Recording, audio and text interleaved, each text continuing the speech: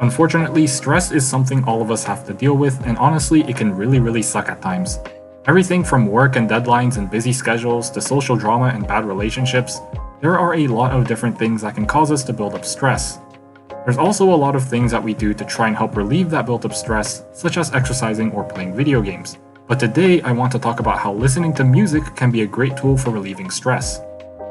In this video, I want to look at and answer the following questions.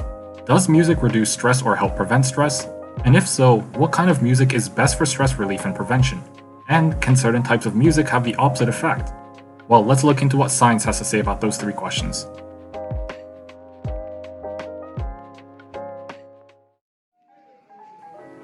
The first study I want to look at is a paper titled Study of Music Effect on Mental Stress Relief Based on Heart Rate Variability by Shinafi and Co. The study took 48 young males which either listened to or didn't listen to music before, during, or after some type of stress-inducing task. The participants that did listen to music were allowed to choose either classical music or some type of relaxing music of their choice. By assessing heart rate variability based physiological evidence, together with self-reported stress scores by the participants, the study concluded with some interesting results. Regarding the type of music, the study found that listening to classical music reduces stress better than listening to your preferred choice of relaxing music, and that listening to any type of relaxing music is better than listening to nothing. Regarding the timing of listening to music, the study found that the timing really didn't have any noticeable effects. Listening to music before, during, or after will all provide about the same effect of stress relief. The second study I want to look at is titled EEG-based Comparative Study of Music Effect on Mental Stress Relief and is done by the same authors -1. This experiment was very similar to the first, taking 56 young males which either listened to or didn't listen to music before, during, or after some type of stress-inducing task. Like the previously mentioned study, the participants that did listen to music were allowed to choose either classical music or some type of relaxing music of their choice. However, this study instead used EEG recordings, basically the electrical activity in your brain, to assess the levels and changes in stress. The study, unsurprisingly, found results similar to the one in the previous study. Regarding the type of music, this study too found that classical music is the best for reducing levels of stress, and that regarding the timing, it didn't really matter whether you were listening to the music before, during, or after the stress-inducing task. A third study titled Coping with Stress, the Effectiveness of Different Types of Music, written by Lave and Co., went beyond the previous two papers and decided to add heavy metal to the mix, which I thought was really interesting. In this study, 56 college students, of which 15 were male and 41 were female, listened to or didn't listen to music either before or after a stress-inducing test. The participants that did listen to music listened to classical music, some type of relaxing music of their choice, or heavy metal.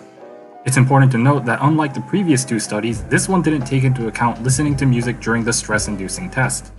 Also important to note is that this study also took into account stat anxiety scores and anger scores in addition to stress. The authors found that self-selected relaxing music, or classical music after exposure to the stressor, were overall the most effective for reducing stress and anxiety. With regards to dealing with anger, the authors found that self-selected relaxing music was the most effective. Heavy metal, on the other hand, had very little effect on relaxation and anger, and actually increased anxiety in the participants.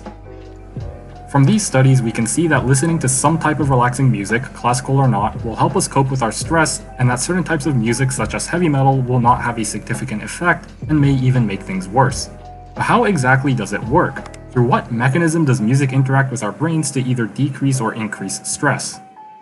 A paper by Nechama Yehuda titled Music and Stress, in my opinion, does a very good job explaining the hypothesized mechanisms and references many other studies throughout the article. The paper proposes several different mechanisms, so let's look at them one by one. The first explanation is that music alters the brainwaves, and that alteration may be what causes relaxation. Studies done by Noak and Co. and Lefton and Co. have found that music can alter a person's brainwaves. A study done by Jacobs and Friedman have shown that alpha and theta brainwaves, the brainwaves that appear during relaxation and deep relaxation respectively, increase when listening to relaxing music. Although several studies show that music can help us calm down and relax, it is still uncertain if the relaxing effect is directly caused by the change in brainwaves. Like most scientists say, more research is necessary.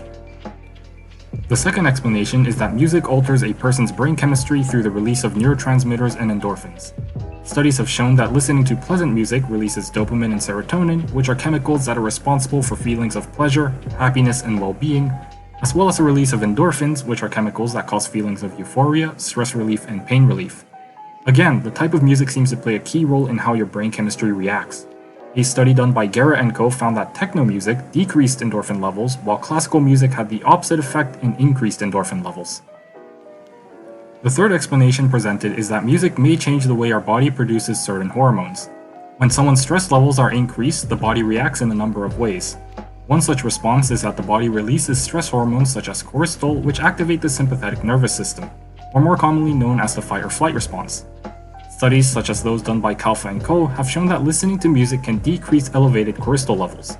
Similar to how Garrett and co. found that techno music decreased endorphin levels, while classical music increased endorphin levels, they also found that techno music increases many stress hormones including cortisol, while classical music, in this case Beethoven's Symphony 6, reduces cortisol levels.